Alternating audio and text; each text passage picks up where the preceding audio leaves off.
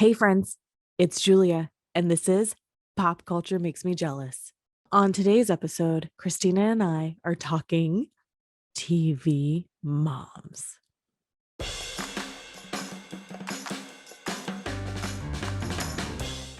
This episode of Pop Culture Makes Me Jealous is brought to you by Modesto Reads. Modesto Reads is a community on Instagram highlighting what people in the city of Modesto, California are reading. If you want book recommendations, or if you live in the city of Modesto, follow Modesto Reads and use the hashtag Modesto Reads. And now, here we go to the show. Talking about our favorite TV moms. I want to wish you a happy Mother's Day, though. Before we start the episode, happy Mother's Day, Julia. I think you're a wonderful mom. Oh, thank you, Christina. I should wish you a happy Mother's Day as well, because you were a bonus mom. Well, thanks. Which bonus moms don't get a lot of credit. And watching you kind of blossom into that role has been fun. Thanks. And also, I can't wait for you to bang out your own. I can wait for that. I want to start by talking about who our favorite TV moms are. And I'm surprised that we don't have, well, I guess it's not surprising that we don't have a ton of overlap considering our age difference.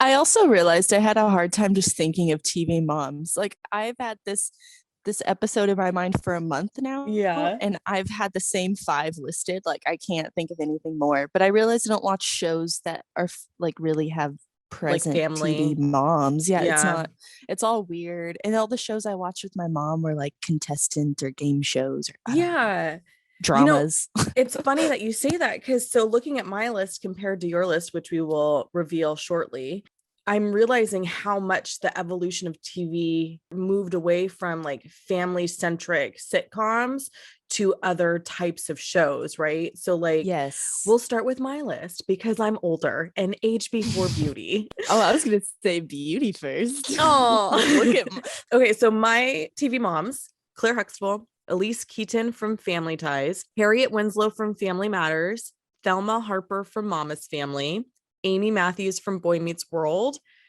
Bo Johnson from Blackish, Moira Rose from Schitt's Creek, and Violet Crawley from Downton Abbey. Like, those moms, like, get me in a room with all of those moms. What a list. They're so varied. Yeah. Very. Like, no wonder my child is like, who is my mother? All of these influences.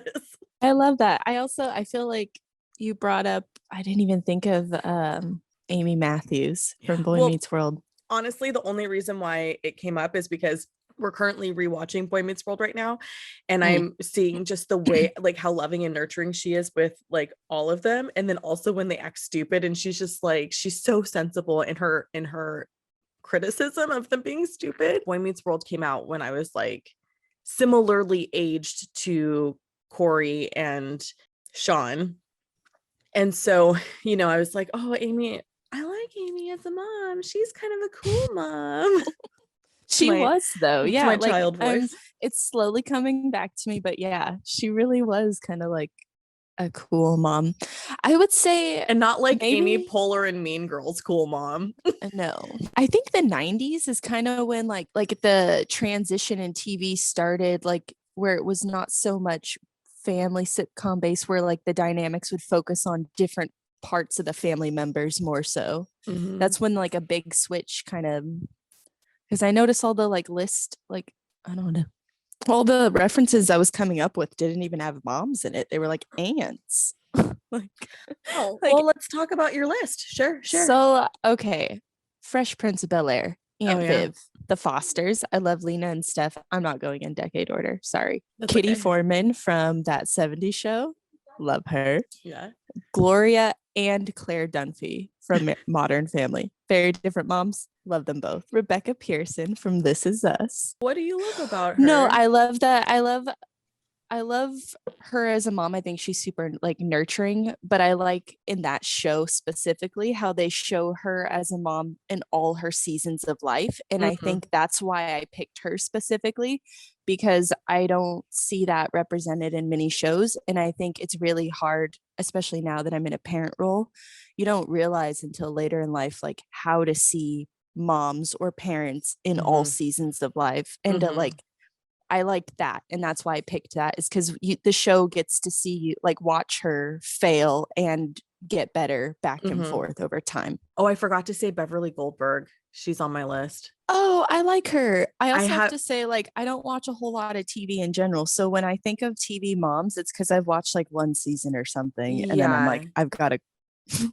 But yeah, she's a great TV mom. She really is. And I have this joke with my child that I have the potential to be Beverly Goldberg. And would he like me to activate that role? And he's always like, please don't. But I also could be Ruby, which I don't know. Have you seen Blackish? Because I've only watched one episode, but I need to watch more. Because Ruby is like, I think when I grow up, I want to be Ruby. You should. Which isn't on my list. But so starting from the beginning, you know, in the 80s, like we talked about, there was a lot of family-centric shows, and they were, you know, mom, dad, nuclear family, and they were dealing with all kinds of issues and situations and what have you. The qualities and characteristics of some of these TV moms that I grew up watching, they were really the backbone of the family, and they were respected and they were loved, like especially like Elise Keaton and Claire Huxtable, Harriet Winslow, actually all of them on my list, to be honest with you, with the exception of like more modern day, but they're the backbone of the family in a way that doesn't make them burn out or be taken for granted. Like they are respected. They really are loved. Good point. Their children are totally like, their children fall in line when they are asked to, like they have a very strong motherly position. And I noticed as we sort of evolved through television, when my son was watching TV and we'd be watching like something on the Disney Channel or Nickelodeon, and the parents would just be bumbling idiots. It really bothered me that adults went from being sort of this strong foundation for children and teenagers to caricatures that were butts of jokes. Like there's a time and a place. Like on all of these shows that we've listed, the parents have their moments where you just do dumb shit because that's what parents do. The kids all still respect them, and the kid and everyone still knows their place in the family, if that makes sense. Yeah. And so there's a lot of TV shows that are within the last 20 years where I'm just like, fuck that show. Like the parents are not, I don't like the way that the parents are represented, because then in turn, subconsciously, my kid starts behaving like that towards me. And I'm just like, not in this house. On the same note, though, would you say there was any TV moms that you kind of strived to be like? Oh, Claire Huxtable, all the way. Yeah, for sure. I actually had a conversation, and this is going to come out in a different podcast episode because we have some guest episodes coming up, where I was telling my friend, I like really wanted to be Claire Huxtable. And so I had a conversation with my son's dad at the time, when my son was little, about how like I'm going to kind of move into more of a preppy look and blah blah, because Claire to me was the epitome of like what a mom should look like and be like. She was strong, she was successful, she was beautiful, she loved her children unconditionally, and she wasn't afraid to call them out. And I just really, and she just was the voice of reason 90% of the time. And then there's that 10% when like her kids are being threatened, where she sort of goes into this protection mode, where it was just like, yeah, I want to do all of those things. Also, I want to walk into the room and be well dressed, you know, everything looks great. But I was coming from like a sort of like a punk rock phase, so that was a big like 180. What a 180 on your looks. Yeah. Like I said, I think Aunt Viv was always my favorite like TV mom. And she's another one too. Like she's almost like the 90s version of Claire, because she was a professor, not an attorney, but still always polished, always beautiful. So I think I always gravitated towards like these mom roles that were either like super like successful like working women, because my mom was like a working mom. So I was like, oh yeah, that's what moms do. Like, yeah, we think about them like that. And then, but on the flip side, I also liked the fact that she wasn't actually Will's mom. She was his aunt. And she had this like, this, I don't know, this nurturing role that was like, I'm strong and I'm forceful and I tell you what you need to hear, but also I will take you in and I'm going to love you and I'm going to accept you for who you are. And it's like, I think that just reminded me of my own mom so much. She'd taken so many people in over the years. And I'm just like, it's such a wonderful quality in moms that I think a lot of moms have and they don't realize it. Like, Mhm. it's just a mothering, nurturing ability. And it's so nice when you see that represented on TV, that like it doesn't have to be your kid to be mothered. At the same time, you see how they treat their own kids, and it's the same Mhm. for all of the kids. Like, Will gets the same treatment as their children.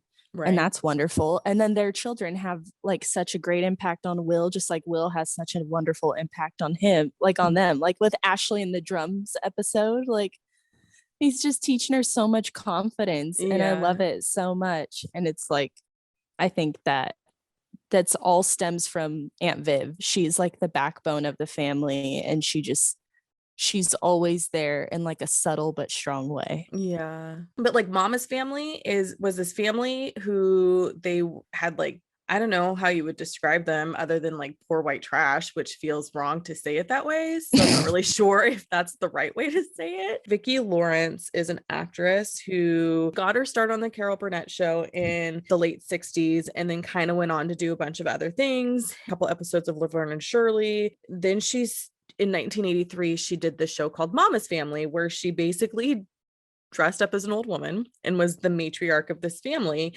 And it was basically her and her sister living together. And then there's like other familial characters too.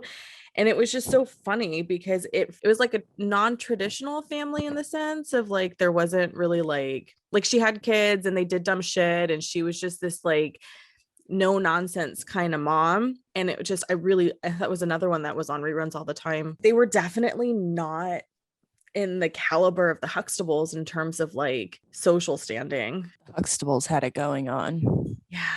Which The I didn't. episode where they taught Theo how to live in the real world Oh, taught me so so good. much as a child. Yeah. I remember watching that and just being like, wow, the real world looks hard. I think that I want to carve out some time to talk about bonus moms. Okay. So I put Aunt Viv on bonus mom list because she's got this great, like you We're going say. to change the title to this to Mother's Day Go Aunt Viv.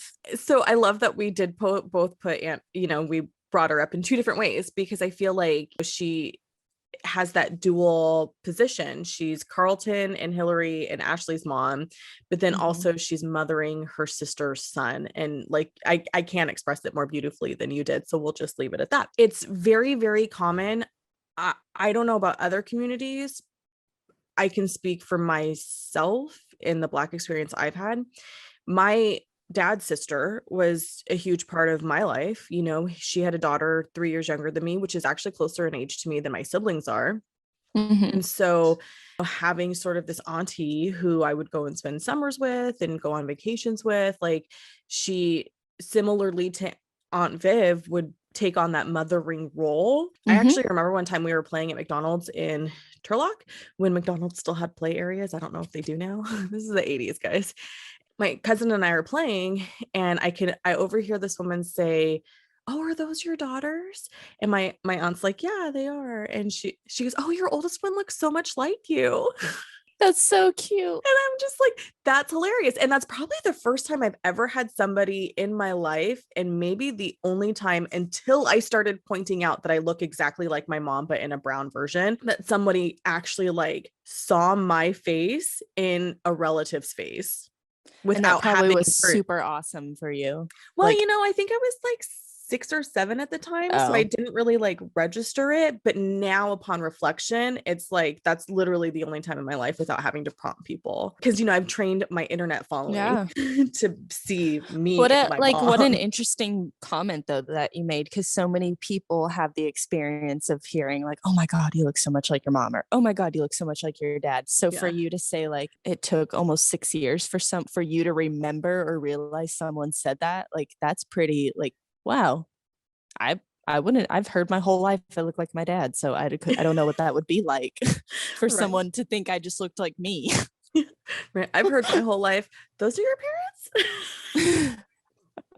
Yeah, calling them mom and dad Yeah. since I could talk. Did you ever watch the Brady Bunch? It was on reruns on Saturdays when I was a kid, so I don't know when they stopped I doing didn't that. like it. I You didn't didn't like like the it. Brady Bunch? No. It Oh my was god. cheesy. Oh my God. Were you watching it through the context of this show is hella old, or were you watching it Yeah, I was a text? child when I tried to watch it, like a kid, I remember, and I Okay. was like, what is this? I don't like it. Okay. I Okay. don't, they were too much for me. I was like, whose family is like that? Like, that was so far from my family. I don't know. It just was too weird to me. I was like, these people are way too cheery. No one is ever angry. Well, Like, it was the what late is 60s. going on? Well, it was the late 60s, early 70s. And so, you've got Vietnam going on, you've got the Black Power movement coming to rise, you've got all these social commentary things happening. And then here's Brady Bunch to be like, we're just going to give you some like straight, no conflict entertainment. Oh, my 7-year-old brain was like, I don't like it. It's not for me. Well, Carol Brady's a bonus mom because the boys weren't hers. And so Yeah. they're like the first, well, there were other sort of different families on TV prior to them, but they're the first blended family show that I can recall. And, Yeah, I that guess is I sort of, forget that part of it. Like, they just were so wholesome. I It think that was the just was, point.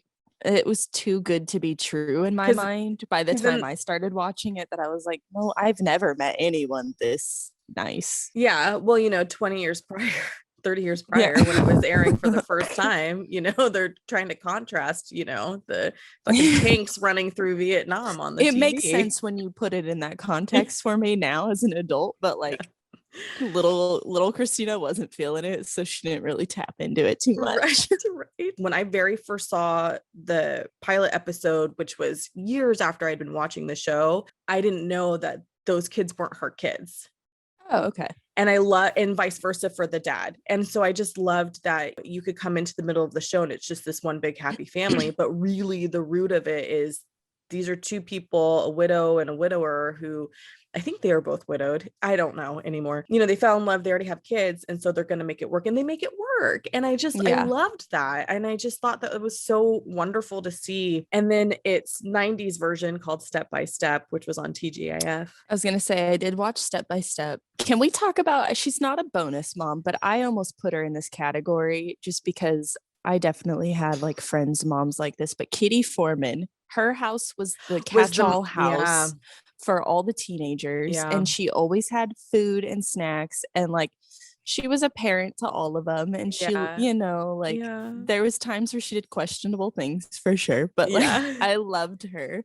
Me and my mom watched that 70s show all the time, and it's just like a funny show to us. I Yeah. mean, what Kitty, like, she held the family down when like Red didn't have a job. She was like nursing, Yeah. but she still like made, it makes me mad the way people made breakfast, but like breakfast, lunch, and dinner. She is a good bonus mom. She's like the neighborhood mom. I think Yes. that's That's a good way to put it. She's the neighborhood mom, and I love those moms. It's like mhm. the catch-all house where it's like you just go in, you get some snacks, you say hi to Mrs. Foreman.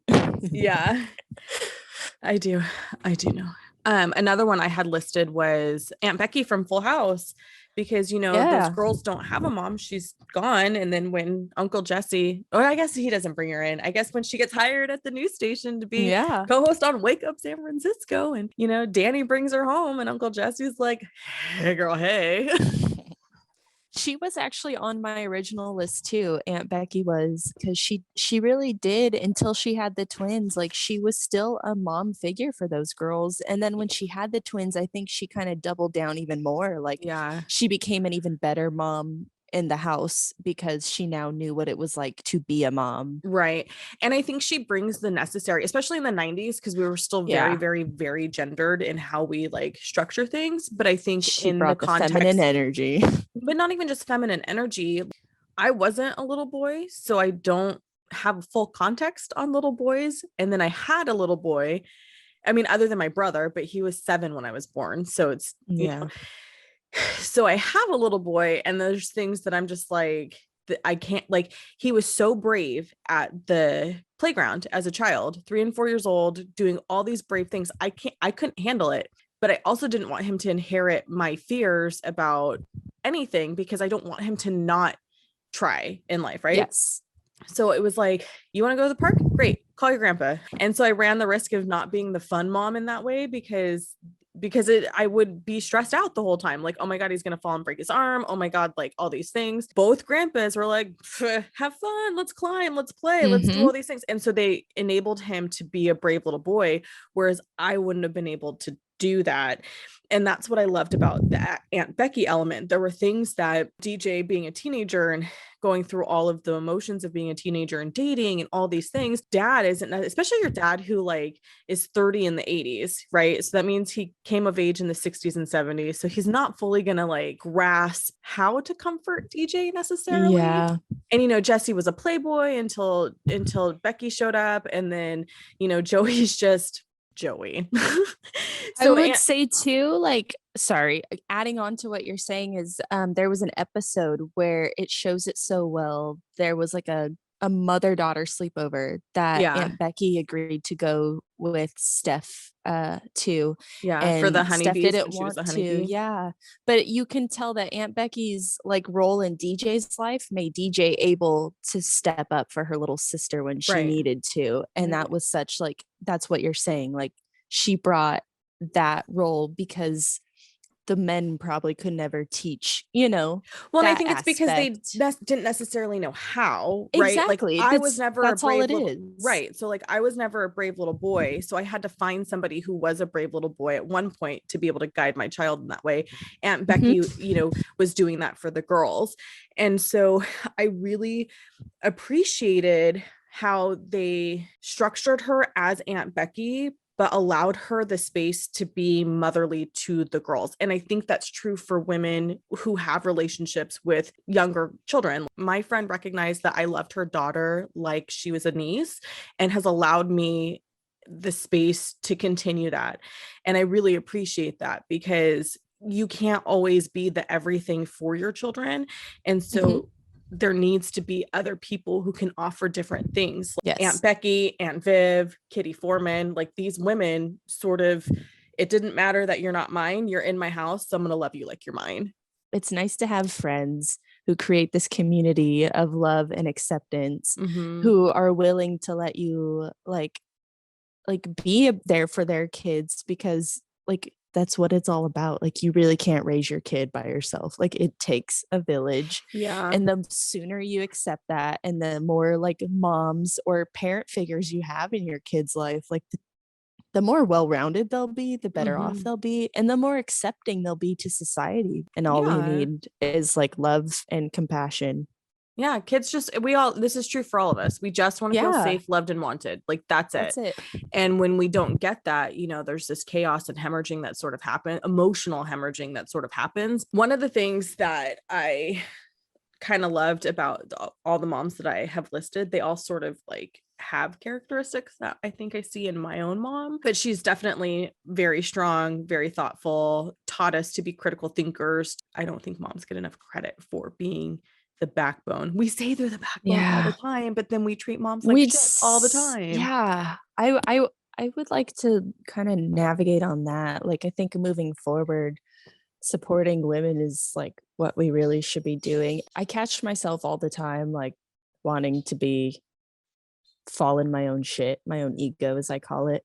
But I think the best way to be supportive women is to support other moms, even in any way we can. So I like to try and build the best relationship I can with like Aiden's mom. And it's not something I necessarily, you know, it's not always something you want to do, but it's something that moving forward in society, you have to constantly put your own ego aside and put your child's best interest first. And that means being a good person deep down, I think. And that just means putting the best foot forward, and that's encouraging other people and telling them that they're doing good when you recognize that they're doing good. Like you don't have to mean something to somebody to tell them they're doing good. You can see a mom on the street and be like, oh my God, good job. Like I see that you're struggling with your toddler right now. Like I remember how hard that was. Like I see you're doing great. Like keep it up.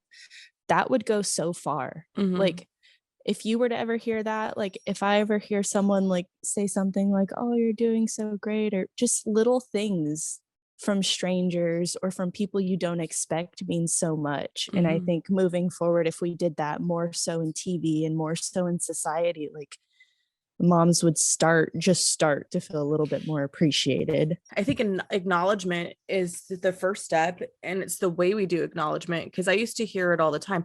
I don't know how you do it. I don't know how you had all this patience. Oh my God, I admire you so much because you did it alone. And then after a while, it was just like, you know what? Fuck all of you. Okay. Because not to say that we shouldn't acknowledge it. Like, I'm not trying to negate what you're saying. Yeah. What I'm saying is that it shouldn't take you becoming a parent to come back to me 10 years later and say, like, I didn't realize how hard it was for you. Because for me, it happened in such succession, because everybody had kids at 30, and then suddenly now everyone's like, oh my God, I don't know how you did it, and da, da, da.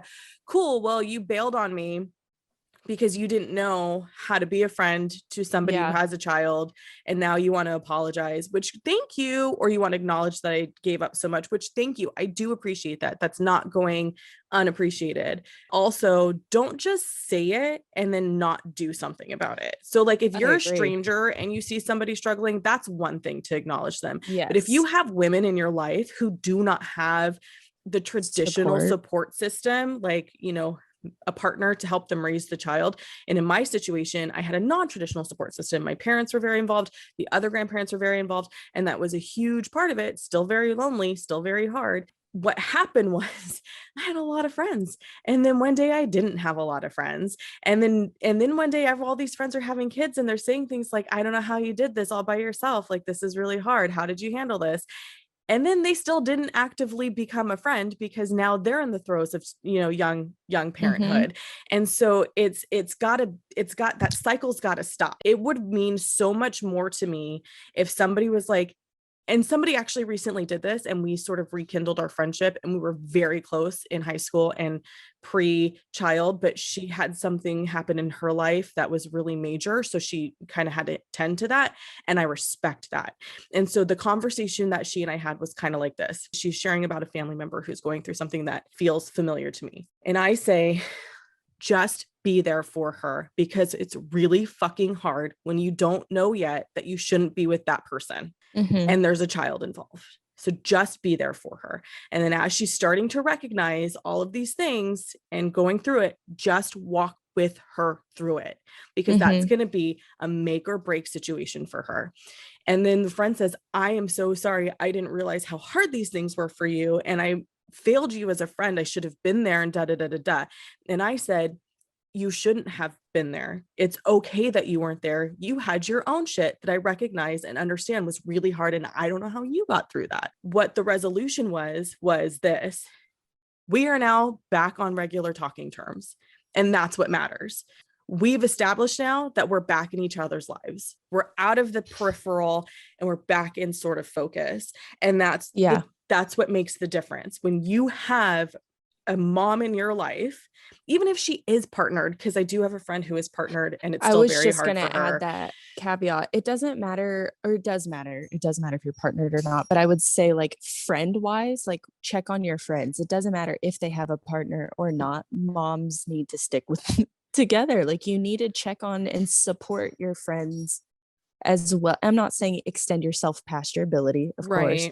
I'm just saying, if you're thinking of that person, if you have the thought to say something nice, then say something productive. Like, hey, like, I see you've been working super hard. Is there anything I can do to help you out? Or like, is there anything sweet I can do, you know, to help you? And like, moms are also not going to tell you anything. Like, they're not going to ask for help. So maybe offer up very specific types of help that you can do, because that's what I've started doing. And it makes it a lot easier for people to go, yes, I need that, please. If you leave it open-ended, you're just creating more burdens for the mom.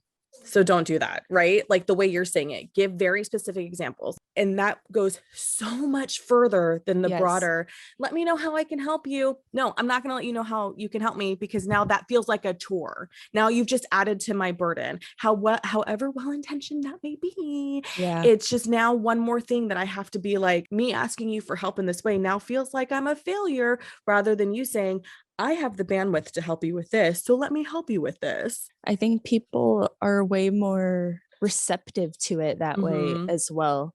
I noticed, like I said, my friend Emma and I, we kind of went through a very similar, like, grief cycle, like, back to back. And like, we were like, I she was going through it first, and I was like, what can I do? I can pick up the girls for an hour for you and let them run around so you can clean or do something. She's like, that would be great.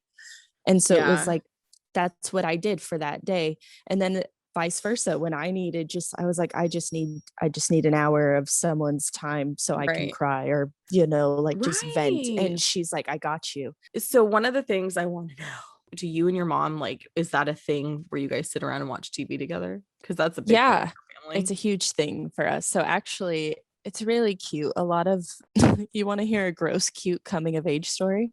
Okay. When I started my period really young, and I was really, like, I was 10, so I was like, this is not happening. I don't like this. My mom took me to Target, and we got like the Lizzie McGuire like box set basically. And we had a camp out in the living room with like all of my favorite like treats and stuff. And she just had like, she sat there and watched, because Lizzie McGuire was my favorite show at the time. She sat and watched Lizzie McGuire with me all night after my dad went to bed, so we could have like a girls' night, because I was now like a lady. I was not happy with it. And it's funny because it almost kind of kickstarted like my mom and I's tradition of, after my dad would go to bed at 8, I didn't go to bed till like 9 or 10, depending on how old I was. And we would watch a show together, or 2 shows, depending, the time frame. And it was like, that was mom and I's time every night together. And because like she would get home from work and do a bunch of stuff, she wasn't really sitting down or anything and making dinner. And my dad would watch like sports and stuff. So like after he went to bed, it was like, ooh, girl time. We're watching, like, we're going to watch our girl shows. And then we'd get all excited for it. Like, ooh, tonight's this. And, we'd talk about it in the morning, like when she would drop me off to school, it'd be like, oh, tonight we're going to watch, whatever it was. Like, we watched The Sweet Life of the American Teenager when I was in high school. So it actually was this wonderful thing to watch in high school with my mom, because it brought all these very uncomfortable topics up. And my mom is just so blunt. I love her for that now. I love it now because it was like, she wasn't afraid to just like talk to me about all these topics that most moms would not talk to their daughters about. And I didn't like it at the time, but now I'm like, I'm so much smarter. I'm so much better off. I'm much more well-rounded as a female, because my mom sat there and watched my teenage shows with me. And she cared about them, and she was excited about them, like, with me. And it's like, looking back, if I were to go watch that show, I can't. As an adult, I can't muster up the courage to watch it. But she sat there and loved it acting, with me. That's why it is. But I'm like Molly Ringwald, come on, you could do better. And that's the other thing, is then she was also like, she was able to connect with Molly Ringwald. So she was telling me like stories about like movies and stuff that she liked with her. But it's just like, I loved that my mom and I had that together, like that's so like, even now it's like, if Taylor goes out of town, he doesn't very often, but if he goes out of town for the weekend, like, Mom, you want to watch like girl shows this weekend? Right. You want to get together and do nonsense? Yeah. So what about you and your mom? We watch TV together. TGIF was a big thing in the 90s. And now when I watch shows that were TGIF at the time, when I see crossover episodes, I'm always like, oh, it's a crossover episode. Now I need to find the episode of this other series that goes with it. I realize now, like when we first started building this episode, I was like, oh yeah, we watched Touch by an Angel together. And there was this show called Early Edition, and then Dr. Quinn Medicine Woman. And then Felicity kind of came on my freshman year of high school. But recently I was thinking about it because my son and I watch TV together a lot, and I make a big deal when he's ready to be done watching TV and go and do his own thing. Like, oh, spend time with me. My mom would do that too. And now I'm thinking, and she'll probably tell me whether or not this thinking is true or not, because she listens to the show and she'll text me her thoughts about the show after the fact, which I actually kind of love. I love that. I think now, like, she would stay in the room to watch whatever I was watching, because that's like, you get to hang out. Yeah. It's like, you're in the same room together, you're hanging out together, you can have like random conversation together. So I think she sat through some of the stupid shit I watched. Oh, for sure. So we could like have more time together. But we actively did like watching touched by an angel together. And so I think that's hilarious now when I look back and I see like clips and stuff from that show. Like, what was that show? But yeah. So, I love like thinking back of all the weird stuff like I watched like with my mom, and I'm like, why did we get so into that? right? Like Doctor Who Medicine Woman. Like, what was that show? Like, we watched John and Kate +8 for way too long. oh my gosh, that's so funny. I wonder, those poor children. I feel bad for any children on reality shows that are under the age of like 13.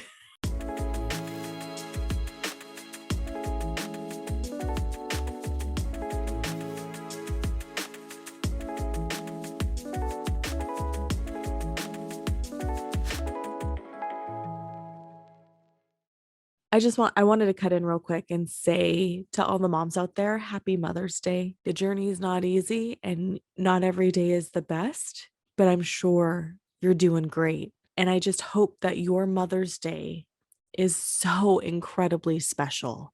Okay, back to the show.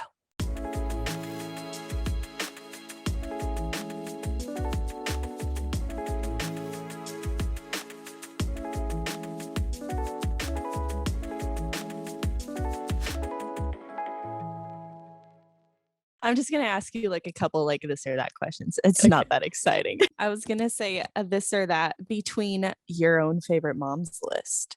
I would like for you to compare down your list. Since I don't know, you switched it up on me and did decades when you listed them off. So you can decide if you want to go by decades. And so they're a little bit closer to be able to compare them. Okay. Or if you want to go like however you want to do it. But I think if we go by decades, you go like the oldest and then the second oldest. And I know it's a hard task, but I want you to pick between those two. Tell me why they're the winner. Just a quick, simple. Why are you picking that one?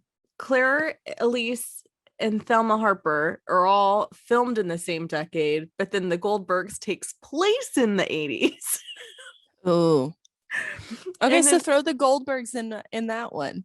Mash her up with someone. I have to pick my favorite between the two. Between the two. Okay, so between Elise and Claire, I have to pick my favorite. Yep. Okay, so that one's easy. This is gonna be the only easy one. Okay, easy one first then.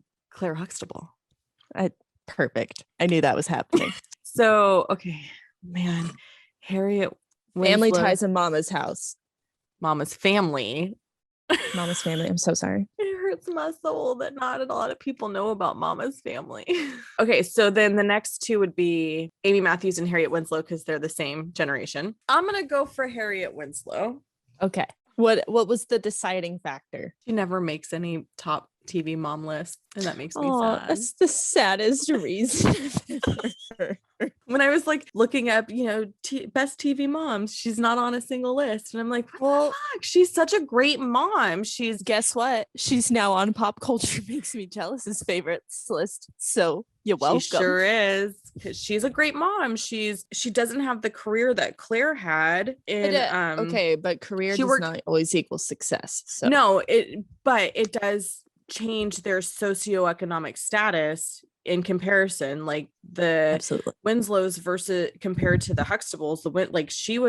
Harriet Winslow was an elevator operator for the first season of the show, and then they eliminate that position, and so now she's out of a job and has to figure out something out because she'd been an elevator operator for so long. That's a real thing that one happened. Elevator operators were a position that disappeared completely. And then two, not everyone is a Claire Huxtable with a career in that is the career that Claire Huxtable had. She was a partner in a law firm. So watching Harriet have to pivot and figure out what am I going to do now was like that episode's such a great episode because family's behind her and they're encouraging of her and they're supportive of her and they just sort of rally around her, and I really loved that. And then also, you want to talk about bonus moms, her sister Rachel comes and lives with them at one point, and they have Rachel and then Rachel's son Richie, and so the whole family dynamic sort of shifts now because Rachel has this son Richie, and like everyone's now taking care of everyone, and Harriet sort of creates this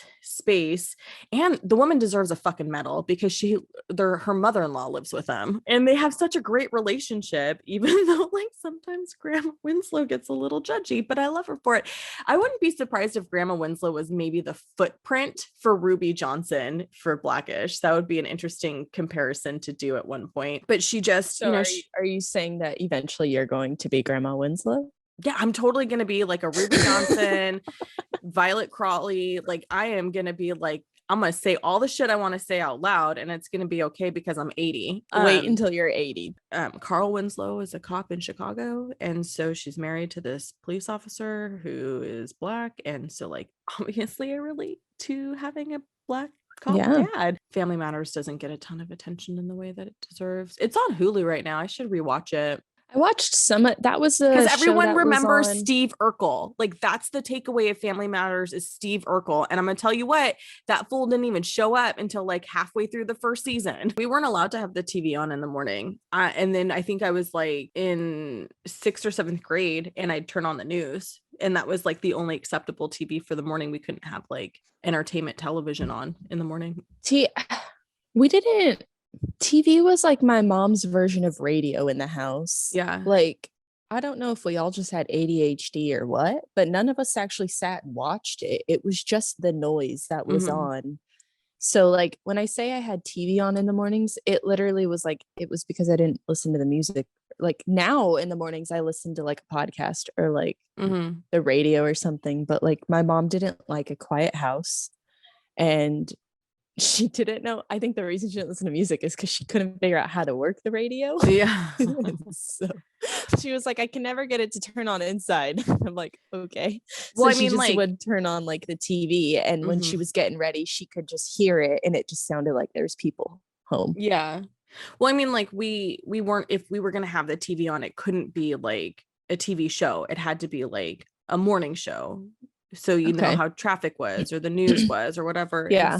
And that didn't really happen until I was in like 6th or 7th grade. And I do that before pre-pandemic. I would do that. I would turn on the news in the morning and just kind of let that, because I'm not sitting down. We didn't sit down and watch it. It was just on in the background while we got ready for work. I guess when I say that, I didn't start watching or I didn't have the TV on in the mornings until like probably middle school or like 6th or 7th grade. It wasn't like when I was a kid. And my mom did have just like the news on in the morning. It's not like we had entertainment TV. But then by middle school, when it was my choice, then it was like Nick at Night was playing before I fell asleep, the night before, or whatever I had on in my room the night before. So when I turned the TV on, that was the show that was on. Yeah. And so I would just leave it 90% of the time because I was actually getting ready for school or whatever. It's funny. Like, I think I liked it a lot more like as a kid, but now I'm more into like audio. Like I'm not a visual person in that sense. Like I can't sit still. So I'm like, can I listen to this show? That's the difference between, I think, your household and my household. Like because we do have attention issues, too much noise just exacerbated the situation. So my mom really forced us to learn how to live in stillness and in quietness. And I think that was really crucial in my ability to actually successfully navigate school with attention issues. Now as an adult, I can't fucking function. I need to go and get medicated for it because it's getting really bad. I understand and I agree, but I also have a different kind of caveat where there's certain noises. So some noises, like I could turn like music on or a podcast on to tune out other things sometimes, versus like if I'm in a crowded space, like that's too much noise for me. Like the shuffling of people, all the conversations, that's too much. But if I'm at home and like Taylor's watching TV and I don't really want to watch that show, I could turn on a podcast and tune his out, and that's not overwhelming to me, which makes sense. But do you listen to it through headphones, or are you guys both listening? We both simultaneously, which I can't do that. Like something that would drive a person crazy, but my brain can literally tune out his and only focus on mine. So I have sensory issues, and that kind of stuff really fucks with my auditory. So like whenever like people try to talk to me when the TV's running, I literally cannot hear either. So it's like if you want to talk to me, pause the fucking TV. Like, or, you know, and it's hard because there are people who love to talk through television or movies. And I'm like, I can't hear you. I literally cannot hear you or the television because you're now competing noises and my brain can't pull in the information and decipher what's happening. I can, it's also, it depends. Cause when I say we can both listen to separate things, it's cause I'm not sitting in the same room with him. I'm saying I'm in the kitchen and he's like watching something in the living room. And so they're both at a different level. Yeah. Yes. So I get what you're saying. Like I could not listen. Like if he's watching TV, I can't sit and watch TikToks next to him unless I have headphones in or unless I'm just reading captions because it is a sensory overload. I'm like, I can't.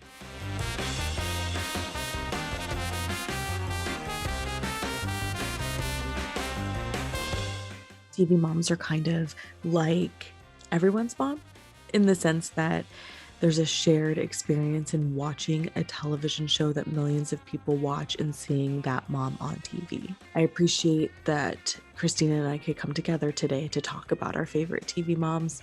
Mother's Day is Sunday, May 9th. I hope that you let all the moms in your life know how much you appreciate them and how much you love them.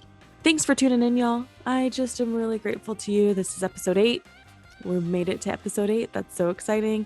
We've got some really great shows coming up, and I hope that you stick around for them. Next week, I have a special guest. My friend Stephanie, she will be joining me to talk about the Netflix original Hentified.